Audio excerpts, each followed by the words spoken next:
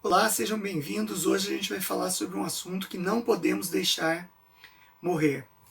Um assunto que abalou a história do Brasil nos últimos anos e que as novas gerações que ainda não votavam têm que conhecer esse fato.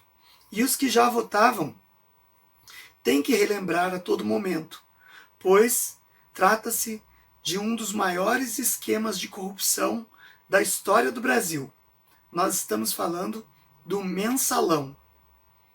Então, nesta aula de hoje, nós vamos esmiuçar a questão do mensalão. Como veio à tona e como a imprensa acabou descobrindo sobre esse esquema de corrupção comandado pelo PT na Câmara dos Deputados na época.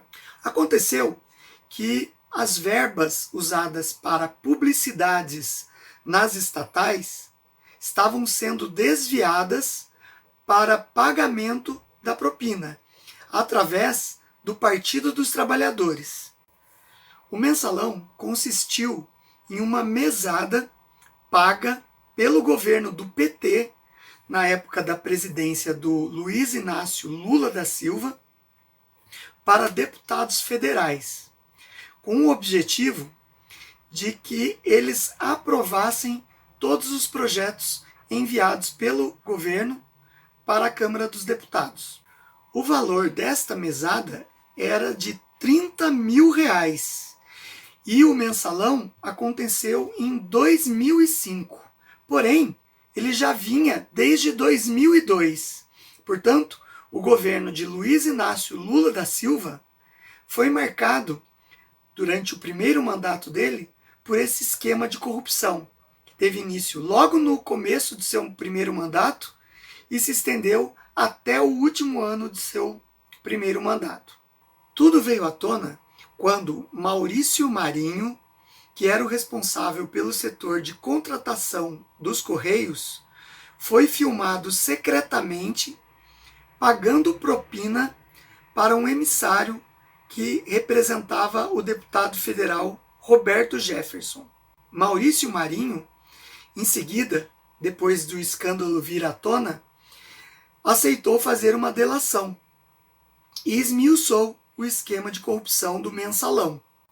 Logo em seguida, em junho de 2005, Roberto Jefferson também aceita fazer uma delação para deixar claro quem eram os cabeças desse esquema de corrupção que envergonhou o nosso país e tirou dinheiro de várias áreas essenciais e alimentou o esquema de corrupção impetrado pelo PT. Roberto Jefferson, então, nessa delação, ele falou que o tesoureiro do PT na época, Delúbio Soares, era o responsável por receber o desvio do dinheiro das verbas das estatais e repassar 30 mil reais para cada parlamentar, para cada deputado federal no Congresso, a fim de aprovar projetos do governo de Lula.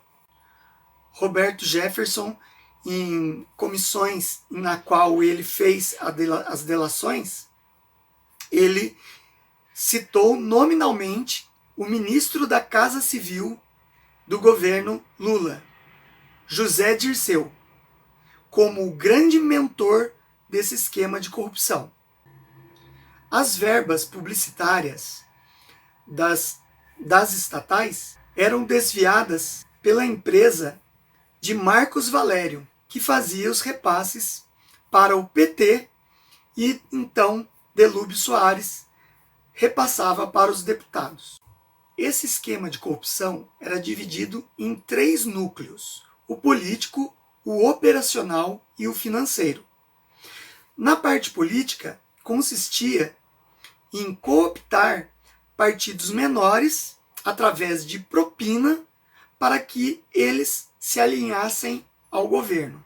Quem chefiava o núcleo político era José Dirceu, ministro da Casa Civil de Lula, e José Genuíno, então presidente nacional do PT e deputado federal.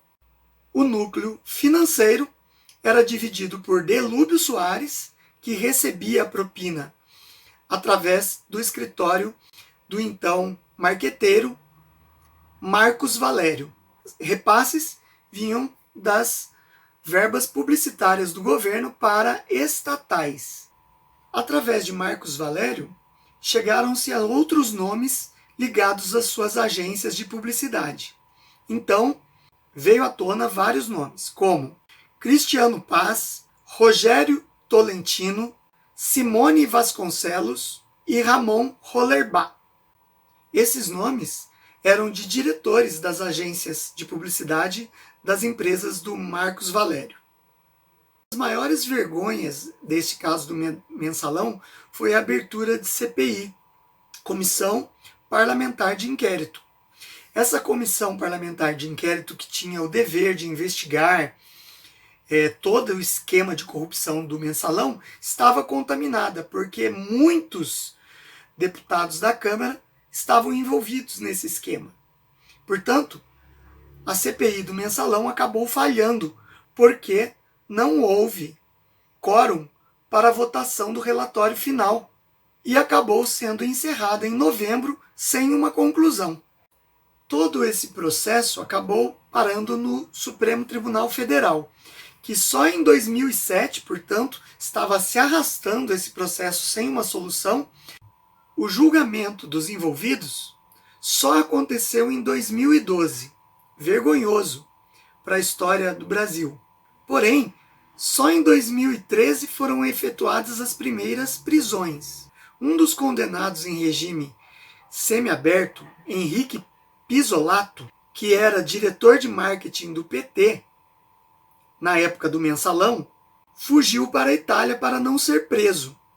Porém, em 2014 ele foi capturado, de volta ao Brasil, foi condenado a 12 anos e 7 meses de prisão. Porém, cumprindo a pena no regime semiaberto. O ministro do Supremo Tribunal, Joaquim Barbosa, através da sua atuação, ele levou à prisão o José Genuíno, então ex-presidente do PT, na era do primeiro mandato Lula, e José Dirceu, ex-ministro da Casa Civil do primeiro mandato do Lula. As penas também foram de regime semiaberto. José Dirceu foi condenado a 7 anos e 11 meses de prisão. José Genuíno, 6 anos e 11 meses de prisão. Marcos Valério pegou uma pena de 40 anos de prisão e uma multa de 3 milhões de reais. Ele se recusou a fazer delação. Foi condenado por diversos crimes, tais como corrupção ativa, peculato, lavagem de dinheiro, evasão de divisas e formação de quadrilha. Roberto Jefferson foi condenado a 7 anos de prisão por corrupção passiva e lavagem de dinheiro. Delúbio Soares, ex-tesoureiro do PT, foi condenado a 6 anos de cadeia. Lerei aqui para vocês alguns dos outros condenados no Mensalão, que em sua maioria participavam da executiva do partido do PT, ou do governo do Lula, ou então eram deputados federais. Vamos aos nomes.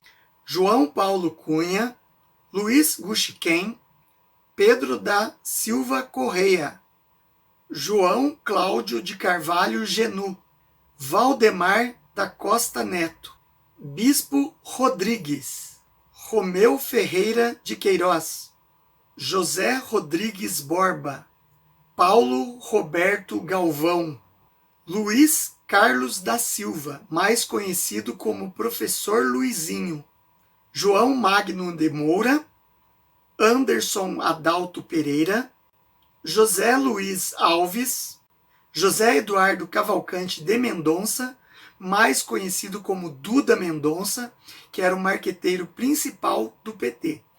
O que mais deixa perplexo nessa questão do Mensalão é que o então presidente da República, Luiz Inácio Lula da Silva, em todos os momentos, negou para a imprensa que sabia do mensalão. Ele simplesmente desconhecia. Nessa época, ele não culpou a esposa, mas deixou seus colegas de partido assumirem sozinhos a culpa. A sala de José Dirceu era a antessala de Lula no Palácio do Planalto. Era, portanto, a antessala da presidência da República. Todos nós, como bons entendedores, sabemos que o Lula sabia de tudo isso, mas ele usou o benefício da dúvida.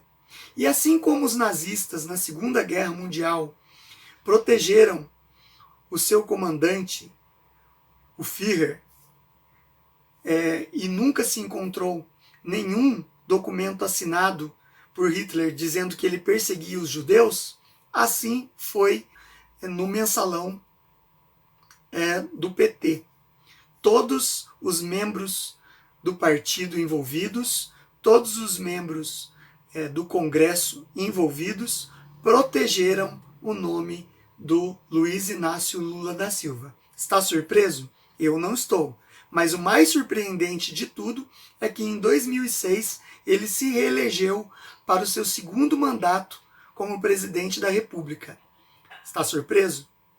É para ficar surpreso com tamanha falta de consciência política da população. Votar num candidato que era de um partido que estava envolvido no maior esquema de corrupção já visto na história do Brasil até então.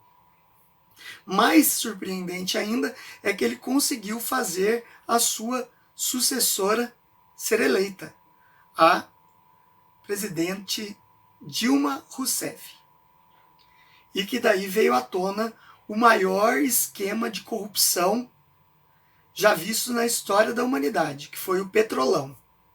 Então, o que fica de lição, e eu como professor de história tenho o dever de alertar, é que a política recente no Brasil é envolvida em esquemas de corrupção e de desvio de dinheiro público a todo momento. O PT, que ainda existe como partido, mas não deveria existir, está atolado até hoje em esquemas de corrupção, inclusive com personagens em listas de delação premiada da empreiteira Odebrecht, agindo livremente. Nós vemos também no Congresso e no Senado os próprios presidentes das casas legislativas do Brasil envolvidos em delação premiada da Odebrecht. Porém, hoje, na história do Brasil, nós temos um Supremo Tribunal Federal que não está interessado em fazer justiça, está interessado em proteger seus apadrinhados. Cabe a nós, professores de história, compromissados com a verdade, trazer à tona essa história, não deixar morrer, não deixar ser esquecida por quem viveu esse momento e provavelmente já se esqueceu. Todo o ambiente político é todo formulado para que se esqueçam, e também para que as novas gerações, que eram muito crianças na época, venham saber da verdade. Para finalizar, então, lembrando que o partido do PT é um partido que comandou o maior esquema de corrupção da história do Brasil pós-1985. Peço que vocês compartilhem o vídeo. Quanto mais pessoas saberem dessa história, menos pessoas votarão neste partido da corrupção. E os jovens que estão entrando na vida política e que são facilmente alienáveis nas escolas, eles têm que ver esse vídeo. Então eu peço que, se vocês têm jovens na família, mostrem esse vídeo, mostrem todo esse esquema de corrupção que envolveu o PT. Deixo aqui meu agradecimento, compartilhem, deixem seu like, apoiem o canal e até um próximo vídeo. Obrigado.